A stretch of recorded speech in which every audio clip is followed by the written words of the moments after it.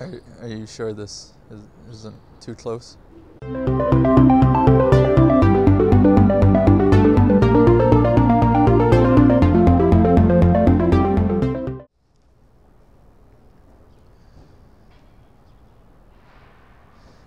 Hi, welcome back to Jake McKean's Travel Treasures, where our new motto here is that every location is like a pirate's map, and all those locations have buried treasures within them. Join us this time as we explore Ontario, Canada's city of Toronto, which is their biggest city. All right, well, then let's go.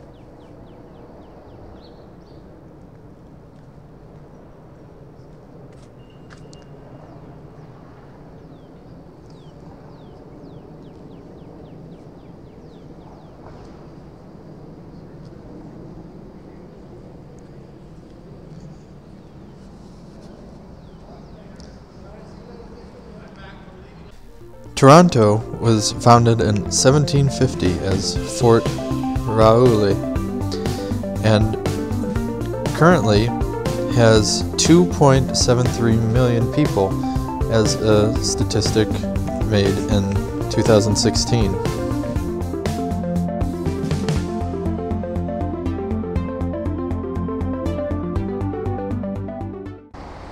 Toronto is filled with many sculptures throughout the city.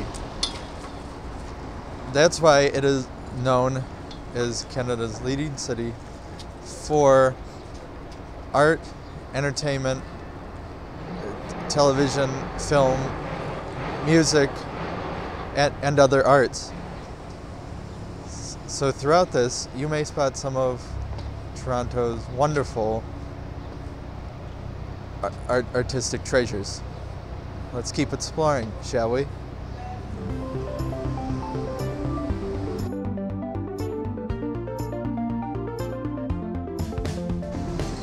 This is the Yorkville branch of Toronto's public libraries.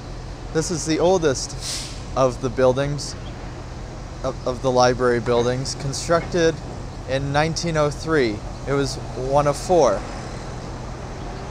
Many don't know that most of the books in this library were lost due to the winter of 1933, where they were torn apart by angry protesters.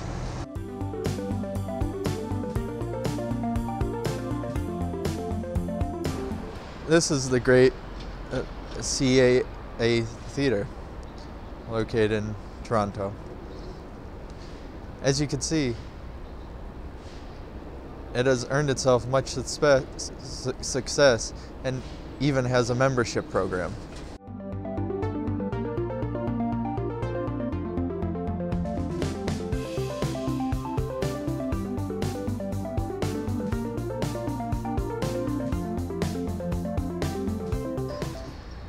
Toronto has earned quite a reputation for over the years and throughout its span of being known as one of the safest cities in North America, with under 100 homicides just in a year, which is a pretty good thing comparatively.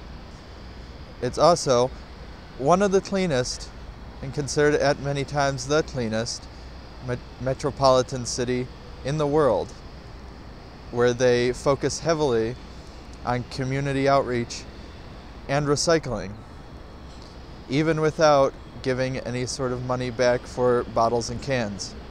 People just seem to recycle.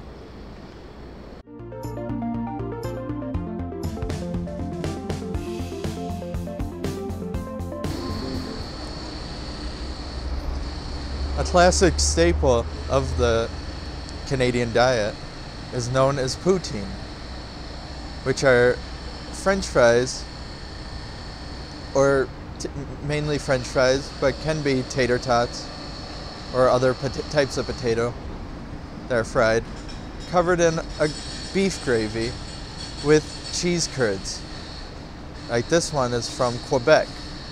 which is the French province of Canada. And it's said to be very good for those that try it, and fed in many of the public schools for lunches.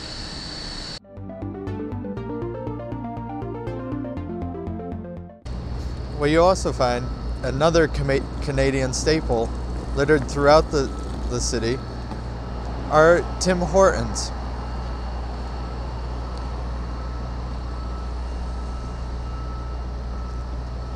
Tim Hortons are breakfast and donut and coffee shops. They're basically like a Dunkin' Donuts that we have in the States. We couldn't find much of a difference.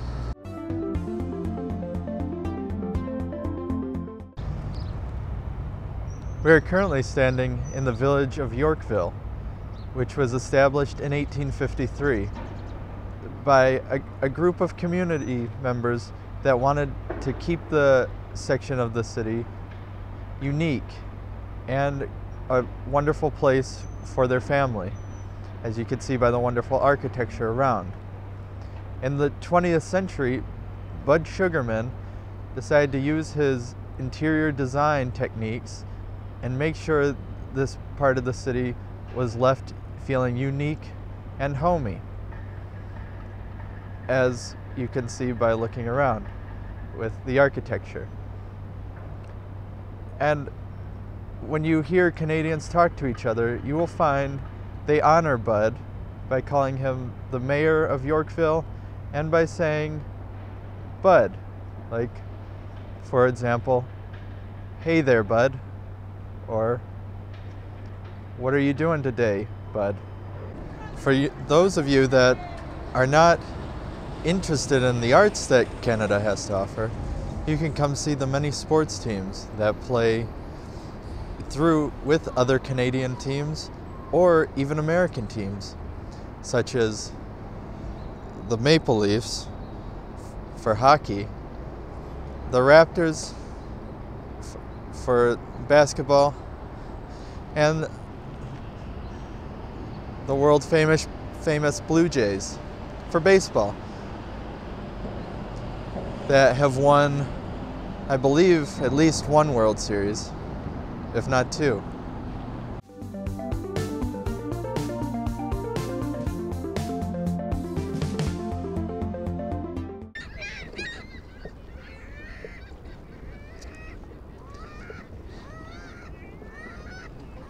Behind me is the CN Tower, one of the landmarks of Canada that all the tourists come and flock to, much like the Empire State Building of New York. It is the tallest building in Canada and Toronto, which is in Canada. As you can see, the building itself almost looks like the Sears Tower in Chicago, which it could have been inspired by. We are still researching that.